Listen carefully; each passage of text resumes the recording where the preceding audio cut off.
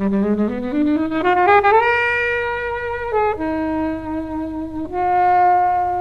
going to spoil it for you because we're going to talk about it later, but it says Nolan basically stole the concept for Inception from Paprika. I didn't know it was going there, essentially.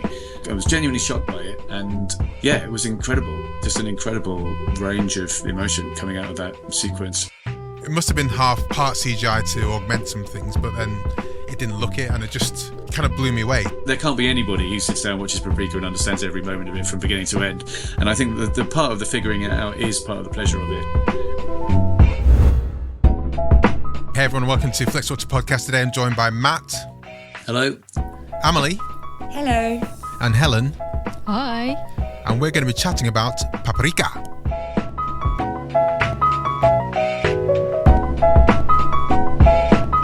Thank you as always to the mighty people for their mighty, mighty tunes that you can hear right now. Thanks to Ben from Rockwood Audio for his editing skills. And please do remember to head over to Spotify and Apple Podcasts to give us a 5-star rating and a glowing review. If you want to join the conversation with us, we are on Twitter at FlixWatcherPod or on Instagram at FlixWatcher. And also Threads at FlixWatcher, but you may not be there yet.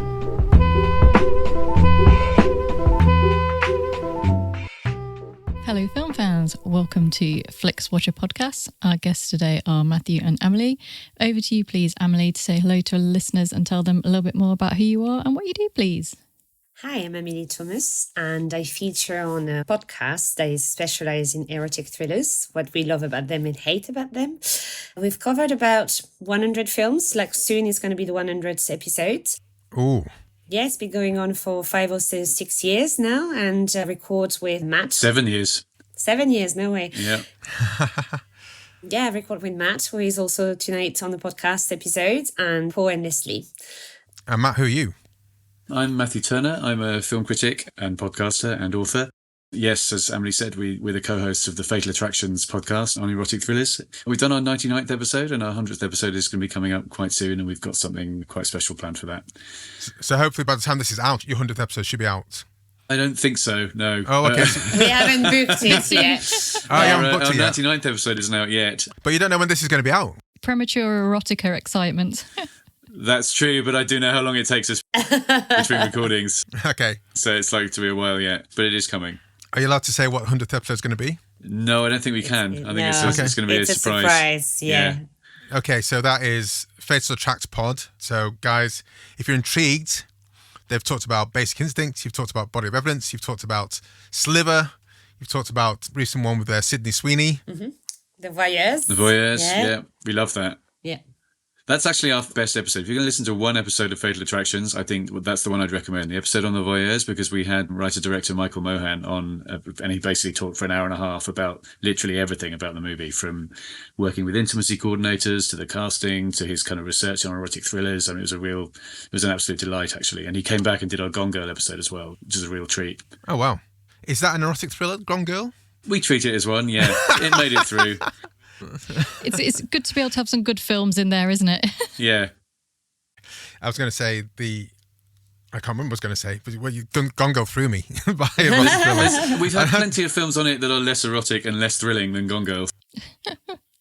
I guess, yeah, there's some Emily Ratajkowski is in it erotically and it's thrilling, so sure. And there's the whole scene when she slits his throat as well. That's very erotic as well.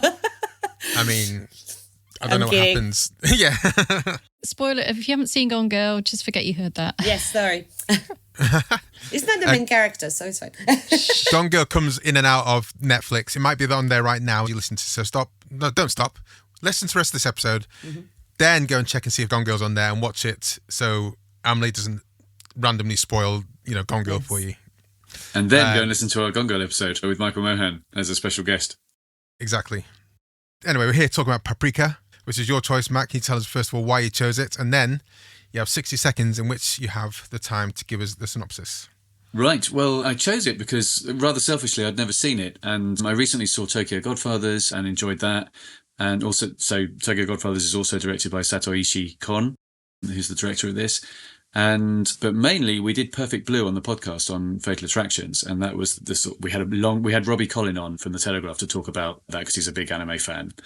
And so that was a fantastic discussion. He really recommended kind of Con's other movies, and I hadn't seen Paprika, and it just popped up on Netflix, and I've been looking for an excuse to watch it, basically. And then this podcast proved the perfect excuse to watch it. Again, like I said, rather selfishly, but I really enjoyed it. So it was a great excuse. Thank you for the opportunity to do that. No, thank you for choosing it. It's been on the radar since we did. I think we're going to talk about comparisons with Inception. That was the first time I mentioned it in the pod. But it's one of those films that's it's just difficult to get a hold of. You have to really, really want to get it, or wait until it comes onto an easy streaming service, and that's Netflix. So, synopsis timer starts now. So, ostensibly, it's about a group of people chasing a machine. Someone has stolen a machine called the DC Mini. A super MacGuffin. Yeah, which allows people to travel in.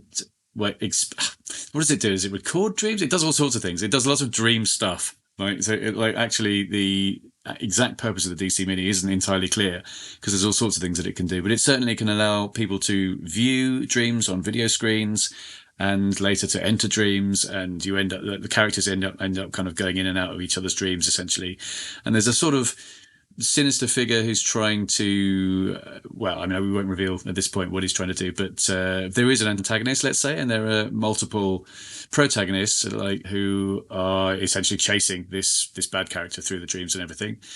One of whom is a sort of dual personality, essentially. The exact nature of Paprika. There's your timer. Yeah, stop. Unfortunate. Well, still, we can use the time while we're talking about the episode to discuss exactly the dual nature of exactly who Paprika is. But anyway, she's the main female character. Kind of, yes. Well, Amelie, had you heard of Satoshi Kon before this? Oh, of course you did Perfect Blue. So we did Perfect Blue, and so I've got a very good friend who every time we were playing the game called Cinephile during COVID. I don't know if you know, it's a card game. Okay. So it's really cool. It's like from America, but it's a card game, and then you can do like 6 degrees of separation between the actors, or you can do movie actor. Like you take for example Joaquin Phoenix in I Was Not There or something, and then you say Joaquin Phoenix, you need to find another movie. So it's like relation. So we've been playing that game. So it's like 6 degrees of separation. But you can do different things. So you can do the filmography of the whole actor. Like, so everyone has to say a film until you run dry, and then you're out of the game. You know. So we were playing that over Zoom. And so Sam kept saying, Paprika is so much better. And he kept saying, basically, I'm going to spoil it for you because we're going to talk about it later. But he says, Nolan basically stole the concept for Inception from Paprika, you know? So he kept saying that. So when I realized it was on Netflix a few years ago, I actually watched it. Oh, has it been on Netflix before? It's been for a while now. It was on once before, I think, yeah. Yeah. Because I missed it the last time round, and I was delighted when it came back again. Yeah, so it's been here for a little while. Because I was trying to watch it at the Prince Charles Cinema as well, but I didn't get. And then I saw that it was on Netflix and watched it on Netflix. But yeah, so the first time round, really, really enjoyed it. So, but I have some issues with anime. I'm not a huge fan of anime, so I need to really get into it. And then also it's the same with Miyazaki as well. Sometimes I just can't get into Miyazaki. And I think it's also because of the richness of the details. It's so extravagant. It's like cornucopia of things.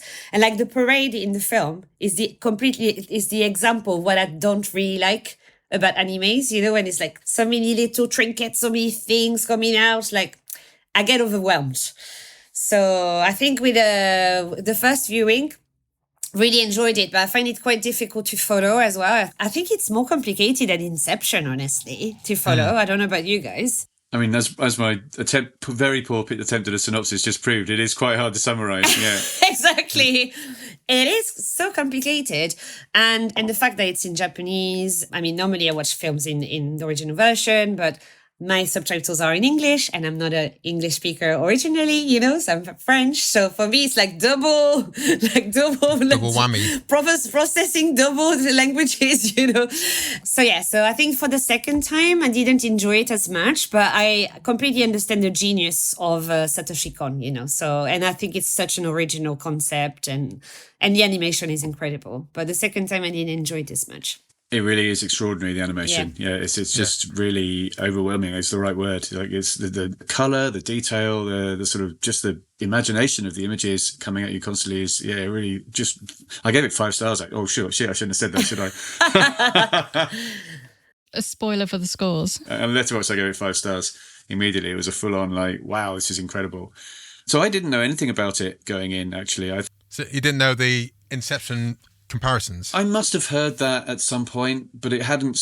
I wasn't going into it today thinking, "Oh, this is the thing that Nolan took Inception from." Obviously, it's immediately apparent, like the way, not even just the way they use the dreams, but some of the images of like the sort of streets folding in and stuff like that. It's the all corridors, the corridors, and all of that is in there. Mm-hmm.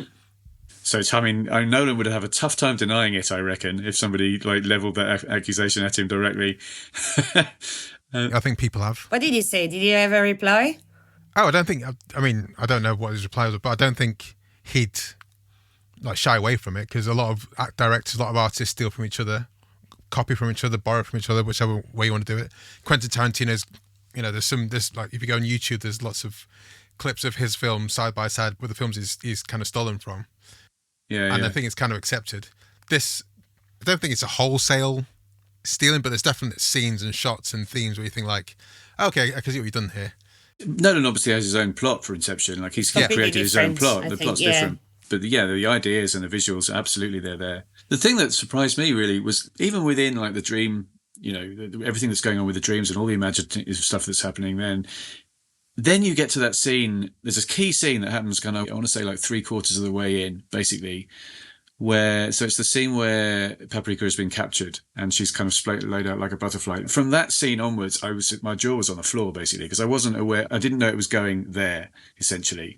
I was genuinely shocked by it. And yeah, it was incredible. Just an incredible range of emotion coming out of that sequence. Helen, your thoughts? This first time watching Paprika? Yeah, so it kind of got sort of half-picked a few months ago. I watched it then, but I was kind of drawn to it for I think it was like maybe a BuzzFeed article or something like that with the Inception references, and I'm a big fan of Inception, and we'd obviously done Tokyo Godfathers, so that's kind of where my interest had come through. Hold on, it's not from our 100th episode with Edith Bowman when I said Inception. A lot of people, I said it in that episode. You did mention it then, but like it wasn't until we did Tokyo Godfathers. It was still BuzzFeed. I thought it was okay. I don't know whether maybe my expectations were kind of super high.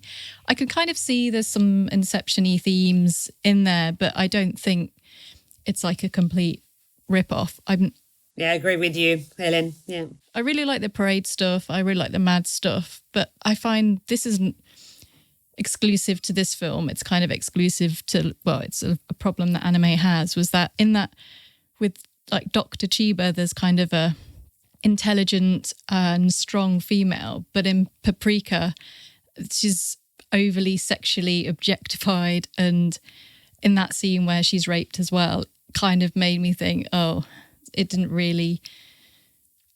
I kind of wondered why that was necessary and where it was going, and yeah, I think after that happened, I lost a little bit of interest, and I think there's a lot going on, and I wasn't quite sure all the time what was going on, and kind of lost a little bit of interest towards the end. So I think it started off good. And then for me, kind of that scene and just kind of the whole thing about Paprika it's all kind of like based on her kind of like female body and all of that. I was just a bit like, really? Not for me. She's the manic pixie dream girl, isn't she? The anime version. Yeah, exactly. It's one of those. Did anybody pick up on my absolute favourite moment? Like at a certain point, she's on a cloud with a red jacket and a gold band and a black staff. Mm-hmm. That's Monkey. What, Journey to the West? Yeah, from the TV show from the 80s. Well, I don't know that. I haven't seen this. So. My jaw was on the floor at that moment. Really? I actually squealed with joy when because it suddenly occurred to me that's what it was doing. I mean, see, I haven't watched that show since I was a kid in the 80s, and so it was so weird to see like riding on the cloud, wielding the staff, and the get up. And I mean, they also have Tinkerbell, which obviously not quite. She goes from the monkey costume into the Tinkerbell costume, which isn't quite the same level of referencing, but still, I was just like, I did not see that coming, basically, and it's joyful. I mean, I think I was kind of from the first frame onwards, like jaw on the floor in terms of the animation style. I've never seen humans drawn and animated in such detail before. I think with Tokyo Godfathers, it was a bit cartoony, although it still looks stunning, especially, the contrast with the background. But here, I was just like, I just couldn't believe that. Every time I saw people walking, I just thought they must have spent so much time just animating this and styling this out. And there were so many bits where there's like tinsel hanging down from the ceiling, and I was like, is that real tinsel, or have they drawn that? Or when the butterflies are coming out, because it must have been part CGI to augment some things, but then it didn't look it, and it kind of blew me away in terms of what I was seeing on the screen. Yeah. A lot of times I had no idea what the hell was going on, and it's definitely a film where I think I need to watch it again. But that's the same with a few films, Christopher Nolan films, just in general. I always need to. I've not watched Tenet again. Tenet. I need to. Inception, now, it's one of those films I'll perpetually keep watching because there's stuff in there which I'm no way going to capture everything. So it's not necessarily a bad thing that I missed a lot of stuff or didn't fully engage in the storyline and the plot and where it's going. But certainly the visuals were there to pull me along, just to at least say, okay, this is what's happening now. Slightly annoying in a way. This is, boohoo for me, in that in the next viewing, I'd ideally like to watch it maybe with an English track so I can just not have to focus so much, because this is one of the rare occasions where the subtitles going on and there's so much stuff going on the screen as well, where my head was just like, I can't keep up. Can't keep up with this. And imagine me then, because in another foreign language as well. It's two different foreign language. I definitely thought I wanted to rewatch it with the English track as well for the same reason. They don't have it on Netflix. They didn't have it, yeah. Oh, do they not? No, because at one point I was like, I'm going to switch. And then basically they have Portuguese, something like that, and they don't have it. So, yeah. Okay. Gosh. Did not know that. But, I mean, at least it's, 90 minutes is very rewatchable, friendly with that kind of running time. Yeah. I think next rewatch, I'd need to prime myself a bit. Be like, no hangover, certainly. Not that I had one this time. No distractions. Sitting down, knowing that I'm going to watch Paprika for an hour and a half and be like ready and waiting. Probably in a cinema screen would probably be the best place to watch it. Yeah. It had me from the opening, like the opening scene with the circus, and then the way the circus goes into all those other scenarios, which turn out to be movie related scenarios, specific movies. So it's like it's Dr. No and Tarzan and The Greatest Show on Earth, the three movies being referenced in that sequence. I love that in the end, the movie is kind of about the main character rediscovering a love of movies. Like it ends with him going back to the cinema. I thought that was fantastic. And the way that plays out. Did you realize that apparently, I was reading about it, when he starts explaining, cinema and then, like the eye level and everything to Paprika, he's dressed apparently as a Kurosawa. Is he? Okay. Yeah. That's great. I didn't know that because I never saw what Kurosawa looked like, but apparently he's dressed as Kurosawa. There must be all kinds of references like that in here. Yeah, there will be like a BuzzFeed, to name check them again, article that says, maybe not BuzzFeed, something a bit more intelligent. I don't want to... I watched this video on YouTube and they explained Paprika, and it was really, really interesting, yeah. So that's what he was saying. That's what I need to do next, is what's that? Yeah, send you the link. Can you do a... Yes, Read please do. I'd article. like to watch that. Yeah, it was really interesting. Is there anything else you want to say before I head to the scores, guys? Obviously, we can carry on talking about the film in the round. Yeah, I mean, I know it's uncomfortable to talk about the sexual assault scene, and I appreciate that that can be triggering for people and all that sort of stuff. But I just found that it was such an imaginative way of doing that sequence. I mean, you called it a rape scene earlier, Helen, and obviously it is a rape scene, but it's not a rape scene the way we traditionally associate the images with that phrase, right? So instead, it's like the hands go inside her flesh somehow, and inside her clothing and inside her flesh and upwards and up through her body, and then basically split apart the outer shell, which is Paprika, to reveal the character inside, which is Atsuko. When I just thought that was an extraordinary way of doing that sequence. It was really imaginative and disturbing, yes, but in an incredible way, really. I do question, as you said, like what exactly was the purpose of that moment, but at the same time, it was an incredibly arresting image and treatment of that sequence. Can we talk about also, just before we do wrap up on Paprika? We're not wrapped up. What exactly Paprika is? Is she an avatar? What is she? Honestly, I couldn't tell you. I don't know. Lost interest in working it out. Maybe the alter ego of, Atsuko? She is the alter ego in some way. She is the alter ego, but it's because there's that sequence where she runs across the bridge and slowly becomes Paprika. Yeah. That reminded me of Wonder Woman in the 70s. The sort of the way that, you'd get, Linda Carter would spin around and gradually change slightly the clothing in that sort of sequence. Yeah. Oh, okay, yeah. And so, yeah, she is a superhero of a sort, but it's also a different person. It's much more like an avatar. But maybe that's how she pictures it, like she fantasizes herself, like how she would like to look like and act like, like because she's a bit more conservative in real life. So maybe that's how she would like herself. She's the free-spirited version literally inside. Well, no, not literally inside, because Atsuko is inside Paprika. Yeah.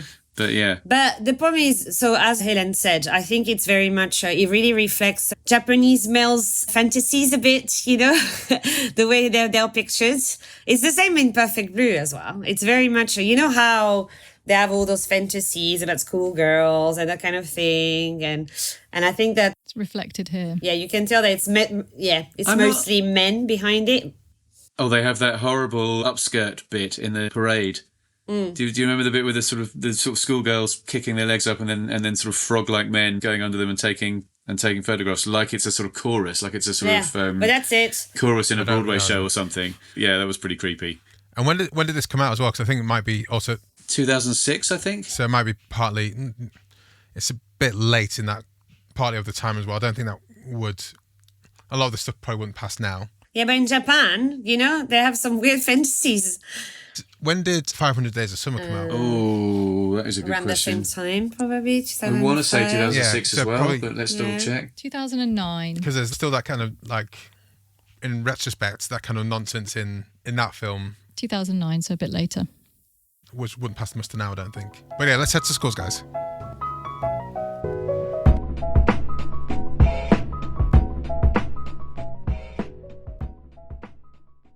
I'm Sam Clements, host of the 90 Minutes or Less Film Festival, another podcast in the Stripped Media family, a podcast that celebrates movies under 90 minutes long. Each episode, I'm joined by a special guest who selects a movie to join our prestigious lineup. Past guests have included fellow Stripped Media family members Martin and Sam from Song by Song, and Kobe from Flixwatcher, and Dave from The Wire Stripped. Search for us now on the app you're currently listening to this podcast, or join us at 90minfilmfest.com. Welcome to the Flixwatcher scores. Our scores are always out of 5. You can have decimal places if you wish, and we will start with you, please, Matthew, with your recommendability, which you kind of already told us, but like... Yeah, I loved it. That's for Letterboxd. What's the recommendability score? I mean, for I'd it? give it a solid, let's say a 4 then, for recommendability, because you have to want to be watching a crazy anime movie in the first place. So if that's where you are, then yes, it's a solid 4. Amelie. Yeah, so me, I gave it a 3 because it's probably one of the best animes I've seen, but I don't think anime is for everyone. It's very complicated to follow and so many details and crazy, batshit crazy elements. And I think it's more for the aficionados of anime or people that, like are massive film buffs and watch a lot of films. So I don't think it's very mainstream at all. I would say that it is complicated to follow, but I feel like the fact that it's within the context of it is also pleasurable. That complexity is itself quite pleasurable, as opposed to, I mean, I've seen some anime for work, for reviewing, like this sort of Demon Slayer stuff, where it's just like, I have no idea what's going on. Like, there's characters fighting other characters and think people want this or that, and I just have absolutely no clue. Whereas at least here you knew the fact that it was all crazy dream logic was part of the story in the first place. Like, it's an integral part of the story. So yes, it is difficult to follow, but it's meant to be difficult to follow. There can't be anybody who sits down, watches Paprika and understands every moment of it from beginning to end. And I think the part of the figuring it out is part of the pleasure of it. So what's your score, Amelie? 3 for that one. Recommendability. Helen. I'm with Amelie on this one, a 3. I think there definitely is an audience for it, but I don't think this is going to win kind of a casual viewer or kind of like a general audience. So yeah, 3 for me. I'm glad I've seen it. I can tick it off now. I think if you love Inception, you will also get a lot out of Paprika. But I love Inception so much that I was just like, oh, this isn't anything like it. Yeah, but it doesn't have to be like it. But you can see definite, like... Yeah, he's obviously like taken some influences yeah. from it, but they're totally different films. It's like, well, not the same. Well, like I saw Depart and seen the respective version, and I've seen a lot of the films that Quentin did pull off, and I do like seeing those references. So I think if you say, hey, do you like Inception? Do you like animation in general? Have a go. That would be good. Yeah. So I'd say 4, because if you do admire any kind of animated artwork, then this is like the peak of that. Just generally, it looks hand-drawn, definitely augmented by, well, not definitely, I presume it's been augmented by computer graphics, but in a way that it doesn't take away from it at all. There wasn't ever like, oh, that's done by CGI. It was just more, it just added to everything that was going on the screen. The faces, the expressions they had, the eyes, the walking, the parade, all the stuff was going on there. It was just literally, apart from maybe Into the Spider-Verse and those kind of films, when you see stuff in animation, you kind of just go, oh, it's just been drawn. That's fine. But this was like, wait, how are they doing this exactly? So I think I would tell people there, but I would put caveats in there. Like the person who gave me the DVD for Mulholland Drive and said, you're not going to understand it, just watch it. And that's why he knew I like films, so he just said, you're not going to understand it, don't worry about it, go at it. Repeat viewing score. Matthew. I definitely want to watch it again. So yeah, I'll go 4 on that too, I think. And then to caveat that, I very rarely rewatch things. I would almost always rather watch something new than rewatch something. So the fact that I want to rewatch it in the first place is a big plus in its favour. What's your memory and recollection for films like generally? Not great. I mean, okay. Yes, I can tell. It depends what it is. Yeah, I mean, it's okay. But equally, I have trouble remembering plots of films I saw this week. So, you know. Yeah. I mean, this is what Letterboxd is for. Put it down there. It'll be fine. That is what Letterboxd is for. Literally, that's what I mean. I've logged almost everything I've ever seen on Letterboxd at this point, which is something like 14,000 movies. And that really helps when I can't remember whether I've actually seen anything or not. So I kept like diaries and things like film lists and things like that from the age of about 10. So over lockdown, I went back through all that information and added it all into Letterboxd, basically. So So I can even tell, and on a lot of cases, I can tell you not only if I've seen something, but also quite often where I saw it and who I saw it with. So that's a really lovely thing to have as a 52-year-old man with a very failing memory. And so whilst I know I've seen stuff like Casablanca and what have you, like the classics and things, but quite often if there's a generic title or something of a 40s movie, I might have seen it and I might not. I can check Letterboxd, and if I wrote down that I've seen it, then I know that I've seen it from that. So yes, sorry, I went a bit off track there. It's okay. It's interesting to just recall that, yeah. I mean, the reason I ask is because sometimes there are people who just remember a thing. Like, I've got some friends who can remember watching a football match and know the play-by-play, and I'm like, I don't even remember. I remember I played a match one time somewhere, and we won generally, I think, but I can't remember what happened play-by, let alone watch a match happening and not be a part of it and remember everything that happened.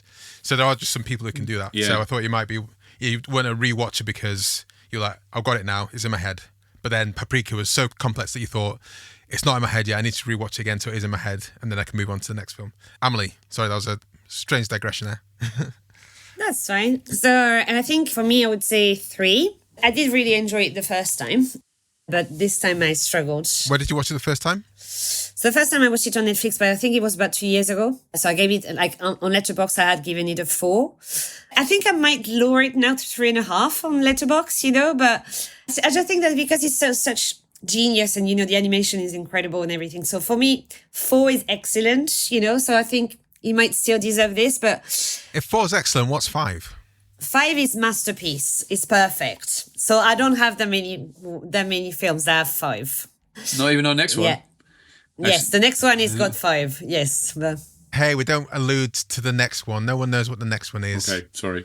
The next one. It might be the one that precedes this. Anyway, it doesn't matter. Helen, repeat viewing score. Yeah, sorry guys, I'm going to go with 1. I could have watched it again ahead of this and I was like, nah, I can't be asked. Even though it's only 90 minutes, I was like, I had got my fill with the first time. Sorry. I will just say that if it comes up at the Prince Charles, I'll definitely make an effort to see it on the big screen. That's the next round. Round of scores. Sorry. Just ruining me. Just playing with our format. I'm so sorry. Okay, I'll just shut up until prompted. Kobe, repeat viewing. So repeat viewing score for me, I'm going to put 4 because it's, for me, the higher repeat viewing scores are things that are just super easy to watch at any drop of a hat, and I'll watch them every year until the day I die. Or there's films where you have to rewatch it again. You may not watch it that often, but you just have to. And for me, this is like I have to rewatch it again at some point, maybe not this year, maybe not, in 3 years' time, but it's like a definite rewatch once I've consumed that YouTube video that you're going to send us, Emily. A small screen score, Matt. I actually watched it on my iPad, so I'll give it a very high small screen score of 4 because it was fine. I mean, I do want to see it on a big screen, but I had the option of the iPad or the sort of slightly bigger telly, and I went with the iPad, and I was very happy with that. I actually partly watched it on the iPad because I knew about this scoring round was coming up. So yeah, so there you go. Solid 4. Emily. I watched it on TV both times. I think 4. Yeah, I think that it doesn't need to be. I mean, obviously, if you want to go and see it at the Prince Charles Cinema, it would be more enjoyable. I think that everything is more enjoyable in a cinema, but it works really well on a TV. It's fine. You don't lose the elements or like the spectacle of it or something. So, Helen. I know for a fact that you two could well go and see it at the Prince Charles Cinema and use one of your complimentary vouchers. That's what we have one from the film quiz. So I just blew 2 of mine. You should use your voucher and go and see it because it is on quite regularly. I think I've seen it. I wouldn't want to watch it at the cinema, but I think it's fine to watch at home. And also, it's been one of those ones that has been a bit elusive online. So it is on Netflix now. If it's been on your list for a while, so 5 for small screen. I do definitely want to watch this in the cinema. So I'm going to go 3.5. A lot going on the screen that I'd like to experience in a bigger mode. And also, just with the subtitles, it just pulls you in a bit more on the bigger screen as well. So, engagement score, Matt. Yeah, solid 4. Absolutely. You've gone 4s across the board today. Yeah, I've gone on 4s across the board. Yeah. Amelie. So for me, it's 3 because this time, I paused it so many times. I was really, really struggling to get into it again, especially with the Japanese, the English subtitles. I was tired. I knew what was coming. I had seen it already. So I struggled to really get into it this time around. But the first time I did a bit more. So that's why I gave it 3. Helen. I'm a 3 as well for this. I kind of really enjoyed the setup, but less so the kind of exploration. And maybe it just kind of made things more complicated than it needed to be. And it was just a bit of like, okay, well, where is this going? Okay, it's going there. Okay. So yeah, 3. I'm going 4.2. I was excited to see the next scenes, excited about what was on the screen. Didn't know what was going on half the time, but that didn't stop me wanting to watch it again and just pursue watching it. I was also quite time crunched this time when watching it, so it kind of, I don't know if that made me lean forward a bit. I was just trying to battle with a few different things. Yeah, I don't know if that made me more engaged or not, actually. Who cares? It doesn't matter. That gives us an overall score of 3.5 for 375. I thought it was going to be higher than that, but hey, there you go. Repeat viewing score has let it down the most with an average of 3 across the board. Helen giving it a 1. Yeah, sorry, my fault. Yes, everyone do follow us on Twitter. We are at Flixwatcher Pod, and do follow us because we talk about film in general, but also because before going to a recording such as this, we do give a shout out asking you guys to give your opinions on the film. So look out for a tweet saying something similar to, we're reviewing Paprika with the only clear Luna, and at FilmFan1971 from Fatal Track Pod. Have you seen it? Tell us your thoughts and your score out of 5 stars for an on-air shout out on Flixwatcher. And we had one review. Yeah, so I don't know who replied because it was from the Fatal Attractions. So it's from one of your team-up people. I'm going to guess Paul. It sounds like Paul to me. It sounds like a Paul, yeah. I think it's Paul, yes. So Paul from the Fatal Attractions podcast Twitter said, Satoshi Kon never missed. A kaleidoscopic torrent of imagination and emotion and something everyone should see. Full 5 stars. Perfect. Matthew, tell us about your Twitter, and Emily, tell us about your Twitter, and then we'll go. Yes, I'm basically FilmFan1971 on pretty much everything from Letterboxd to Twitter to Instagram to Blue Sky to all the other. I don't really use the other platforms. I'm on all of them. Blue Sky, Threads, whatever the other one was. The other 2 are Hive and the other one. But I don't really use them. I'm essentially on Twitter till I die or it dies, whichever comes first. Don't say that. And yeah, I guess the main thing I'd point people in the direction of is, well, 2 things. First of all, hashtag Pre-Code April is coming up, which is basically watching and talking about pre-code movies on Twitter. If you'd like to join in with that, I created that 2 years ago and it's going to be in its 3rd year this year, which is very exciting. And secondly, the main thing I do online that I'm mostly proud of is a series of hidden gems columns for Vodzilla. I write for a website called Vodzilla, and I write hidden gems columns, which is essentially the best films you've never heard of that are currently playing on Netflix and the best films you've never heard of that are currently playing on Amazon Prime. So I'd point people in the direction of those. Fair play. Amelie? Yeah, so me, I'm at the only Cleo Luna. I don't use Twitter as much as I used to because of the shit show now on the platform. And no, I had such a great film Twitter circle. I think I met all of you guys through that Twitter circle, actually. So sometimes I check in, I look at people, what they've been saying, but I'm not very active on it anymore.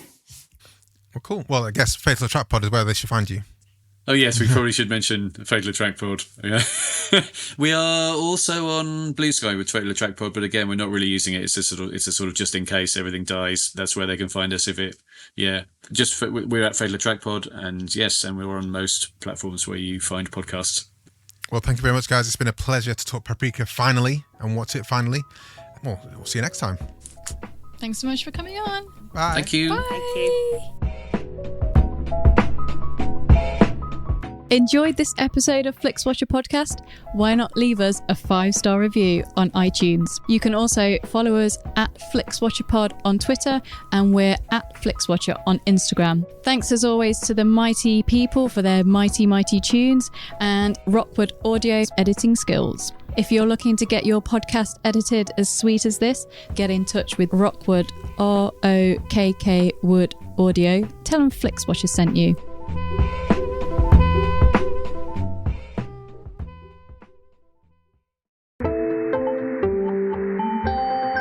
You just heard a Stripped Media production.